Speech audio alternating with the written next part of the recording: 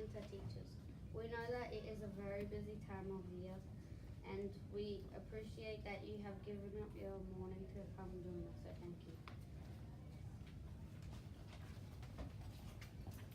We are the Alawa Student Commission. We are a group of students whose main job is to represent all the students at this school and make sure their students' voice is heard and is taken into account when decisions about learning are made at our school.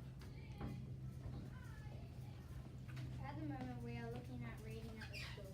We investigate all kinds of data such as PAT reading, NAPLAN reading comprehensions, tabling, PM curve, as well as A to E data. And we found that reading growth is not improving throughout the school as much as other subjects, such as maths.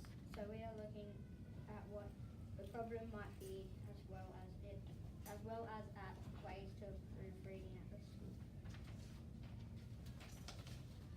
We found that in 1 week on our whole our school does 55 hours of math, but in reading we only do 39 each week. That's a difference of 16 hours per week. That's a bit of a difference. However, we did think that maths has many components, but reading is just one component of literacy learning. So if we added all time learning about spelling, grammar, and writing to time spent reading, we would see a vast increase in time spent teaching literacy. So what is the problem? We did think that maths learning is targeted and is very split, but we wonder how much of the 39 hours a week spent teaching reading is as targeted as and expert as maths. We feel that this is definitely something we want to investigate further.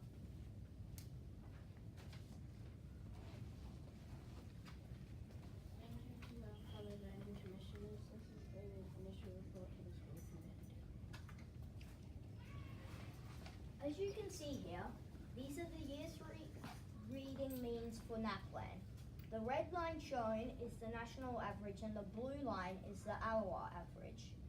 As you can see, in 2016, we were closing the gap between the national average and the Alawa average. But in 2017, we increased there was a big drop. It declined slightly further in 2018. Those of us in year 6 were in year 3 in 2016, and those of us in year 5 were in year 3 in 2017. This is the year 5 reading means, and as you can see, in 2015 we had a drop from 2014, but then in 2016 we increased above the national average, which then was followed by a slight increase in 2017, but then we dropped below the bar in 2018, and those of us in year 6 were in year 5 in 2018.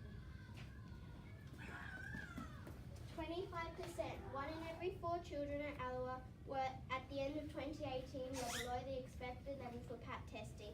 There has been improvement over the years. 2016, 38% below level, 2017, 34% below level, 2018, 25% below level. This is PAT maths for Alawa. 15%, 3 in every 20 children at Alawa at the end of 2018 were below the expected level for maths in PAT testing. There has been improvement over the years.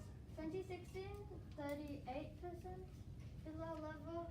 2017, 21% below level. 2018, 15% below level.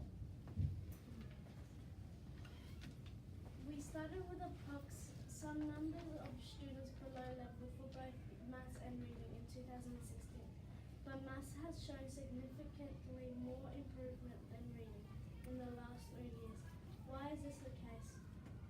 We looked at sick bay data to see if more students went to sick bay during reading lessons than maths. No evidence. We looked at behaviour data to see if more students misbehaved during reading than maths. There was no evidence. investigated class timetables to see if we spend more time learning maths than reading. It seems we do. Our next steps. We need to develop key questions that help understand why reading is not improving as much as maths. So we thought we'd ask you, the teachers, what do you think might be the problem? Have you got any suggestions for us to further investigate? You want something, Isaac, or not? Absolutely. Yes, Isaac, you can ask who's going to ask. I'm going to write for you. You can stand up. Miss Rusconi put her hand up first. Maybe could you look at how many students are practicing maths at home versus how many students are reading at home? And maybe the time on the timetable, like how many kids are coming to school late? If it's first thing in the morning, they're reading. Hang on. I'm going to write all this down. How many students are late to school? Okay, Miss Bermudine. And can you give us a bit more time, maybe today or tomorrow, to formulate some questions after some thought and get back to you? Yep, we could email you out our slides, couldn't we? Yep. With our data, because that's one of the things they've got very passionate about, is that they're seeing this pattern. And they're saying, well, why is it so? And we've gone around the block on our understanding of it, haven't we? And I know they all went and met with you all to talk about your timetables, because we got your timetables and we said, but maybe you're not sure what in early years when it says literacy rotations, that actually includes reading. That's why they actually came and spoke to you all. So, all right, Miss Harding. I was going to say maybe you could talk to teachers and ask them, are there other parts of their day where children are reading? So are they reading in PAS? Are they reading in, so are there other parts of the curriculum where students are actually reading? Well, we talked about that, Miss Harding. We talked about reading versus the explicit teaching of reading. And that's why we excluded things like silent reading, because we're talking about the explicit teaching. So we did have a long discussion about that as a group, didn't we, guys? Yes. Yeah. All right. Maybe the approach.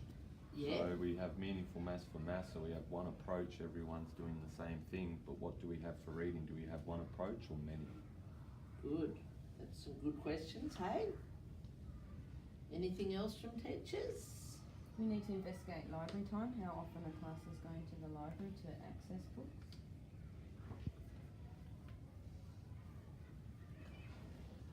Anything else? I'd be interested to know how the kids in the school feel about reading. Do they enjoy reading? Because when you enjoy reading, you're more likely to do it and to be proficient at it.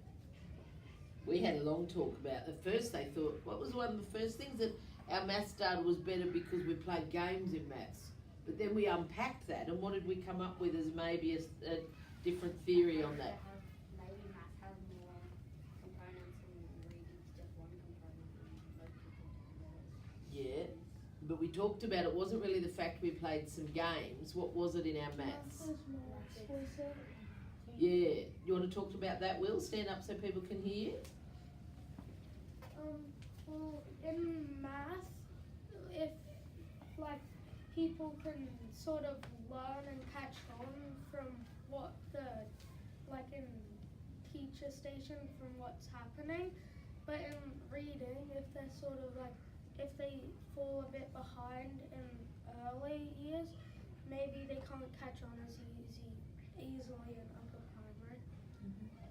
And wasn't it also about that you guys told us you felt the learning intentions were more explicit and you understood exactly what they were in maths compared to reading sometimes? Yes, Miss Conley. Maybe we could look at factors that go into reading, because at a transition level, spelling instruction or phonics or letters and sounds is a very important part of reading, and you can't have one without the other. All right, staff, thank you.